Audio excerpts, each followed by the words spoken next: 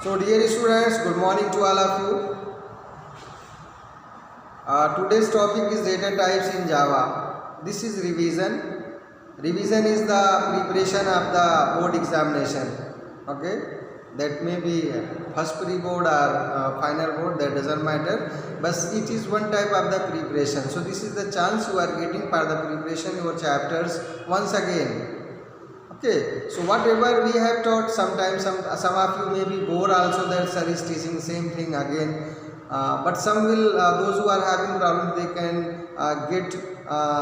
can clear their doubts in this video. Okay, about the data types in Java, it is very simple. When you are at the beginning, you are in 9th and 10th beginning, you are studying this chapter data types in Java. This was a very tough topic that time, but this time I hope and understand that it is easy for you. Okay, so some doubts if you are having, so you can understand in this video properly.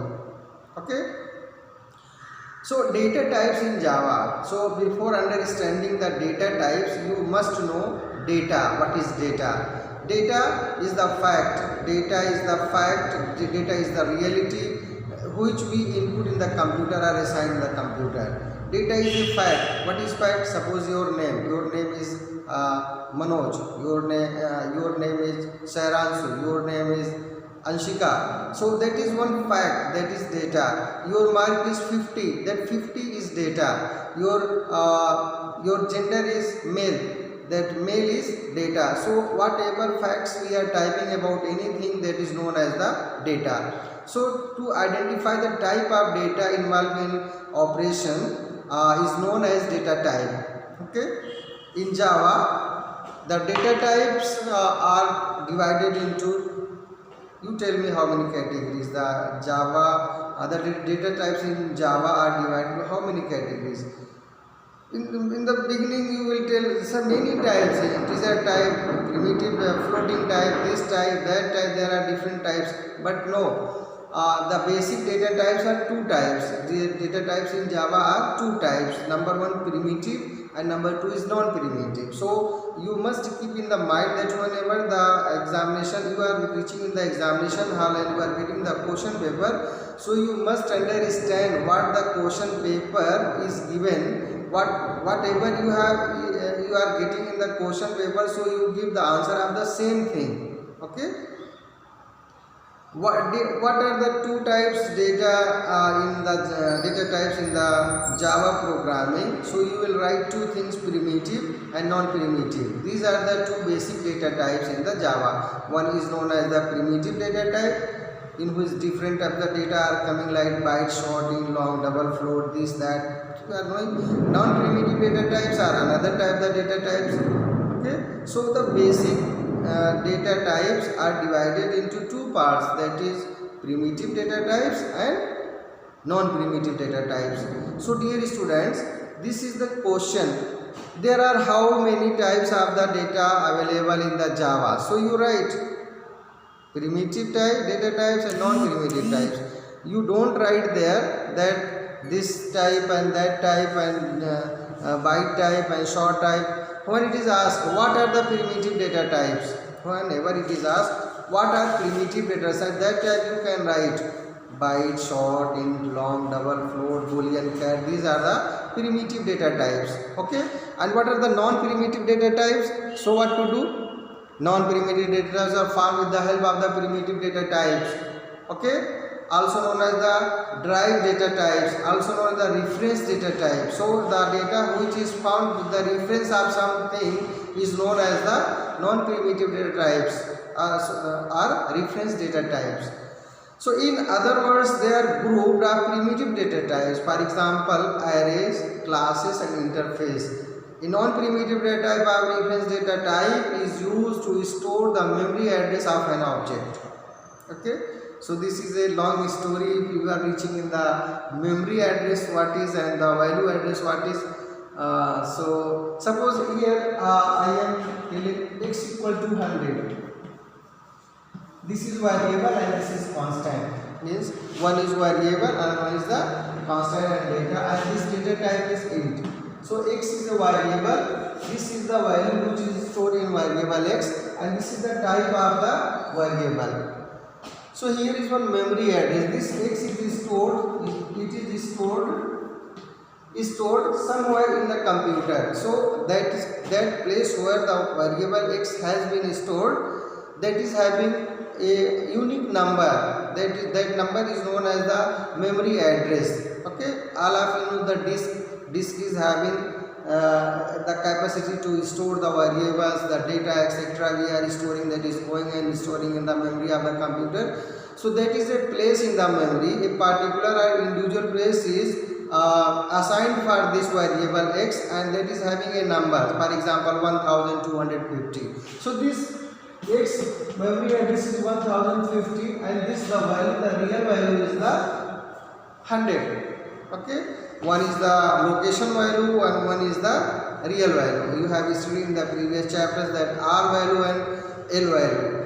If an exam is asking sometimes what do you understand by the R value and L value, so L value is the location value where the variable is stored in the memory, and R value is the real value, which number or which value you have stored in that variable. So here this is the real value and this is the location value of this value where it has been stored in the computer memory.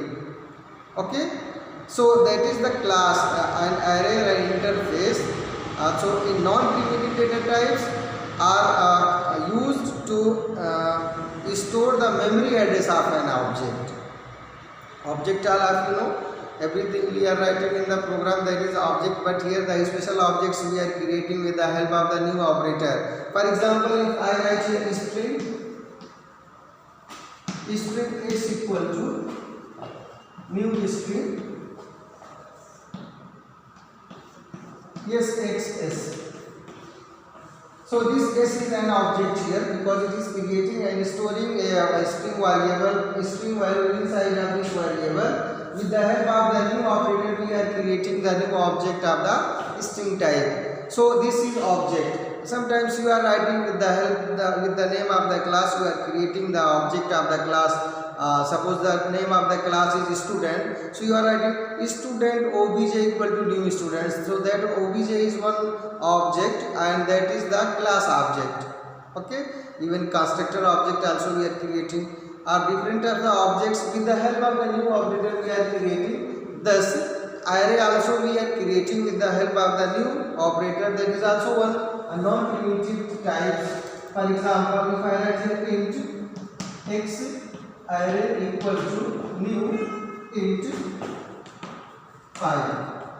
So this is used to create the new array. So the capacity of this array is 5 and this is the name of the array x. Okay, so here the x is one non-primitive data types and it is formed with the help of the primitive data types. It is formed with the help of the primitive data types. So these are the primitive data types and non-primitive data types.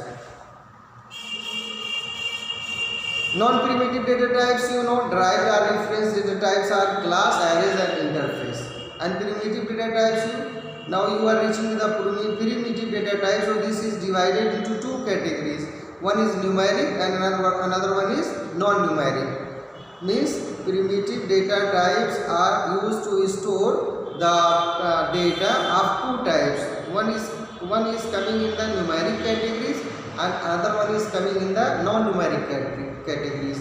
So numeric categories we are storing two types of data. You can see here with the help of the picture I will show you.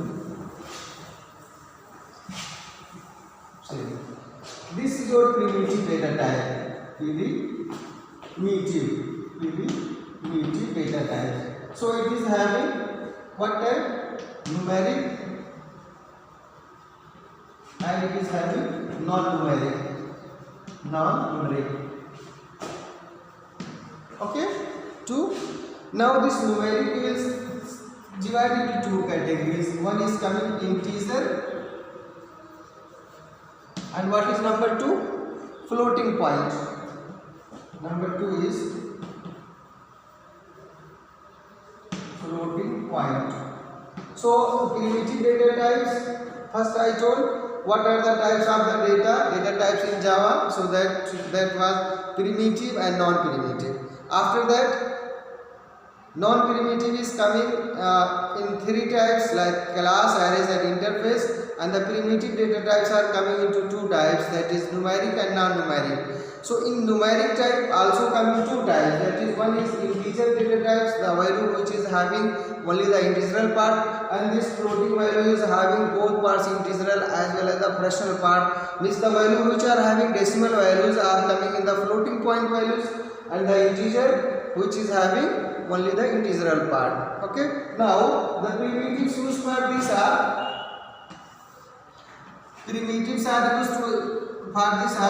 byte, short, int and long. Okay, integer primitives are byte, short, int and long. Now you are reaching the floating point. So floating points are float and double. Float and double. Okay, so these are two data types used. Two primitives are used to store the floating value, and these four data types or primitives are used to store the integer value. So this is the way how we are dividing or making the categories between the data types. Now you are coming to the non-numeric types. Non-numeric types, the value, the data which are not values, which are the true false, means boolean type or character type. So one is cat, another one is boolean. Okay, boolean, you know, the data is either true or false, and cat, you know, that is the character we are storing in the single quotation mark. So character, this is character data type, this is character. So char is used to store such type of the data, char primitive, and this is boolean. So boolean primitive is used. Okay. So this is the categorized. This is the category of the primitives. One is non-primitive, one is primitive. So this is the primitive data types, and this is the non-primitive data types, and these are the primitives which are used to store the values. We must have to write any one before any variable we are creating. Okay, so one thing is size and default values of primitive data type. Size and default values. Okay, size means the memory size, that may be in bits or bytes. It may be asked in any form in the examination. So if you know bits, so you can convert in byte. If you know bytes, so you can convert in bit also. Okay, so size and default values are primitive as short. For example, you are having short primitive.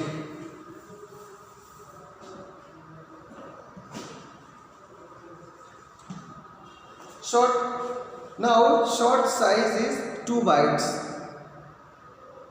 Okay, how many?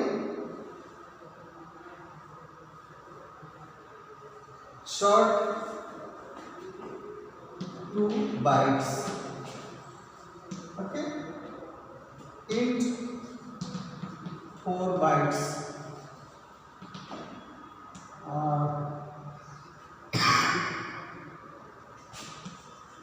Byte 1 byte. These are memory size. Whenever you are creating such type of the variable, so before the variable, anyone you are giving int long, anyone primitive you are giving before the creation of the variable here. Suppose you write here a short x. It means this is the variable and this is the primitive. So for variable x, how many size of the memory has been taken in the computer to store or assign the variable x? So that is 2. 2 byte is reserved. 2 byte is reserved in the memory for the variable x. Now, okay, like that if you are creating int, so 4 bytes are reserved for. This is known as the memory size. You must have to memorize it, you must have to remember it for the examination. And all the size are having, all the primitives having its default values. Already you know, default values of short is 0, int is 0, long is 0, okay, byte is 0, a float is 0.0, double 0.0, char backslash 0 in the single quotation mark, boolean that is false, okay. So these are the some primitive data types and their memory size and their default values, okay. Rest variable declaration, all of you know. Constant means how a variable can make be as constant is the final value, also you know. A type conversion, also you know how to convert the data. There are two types of the implicit and explicit type of conversion. Many times we have discussed about this, but what is need, it is need to practice, my dear students. So I request you just to take your pen and copy, just to sit and revise, okay. So okay, have a good day, thank you very much.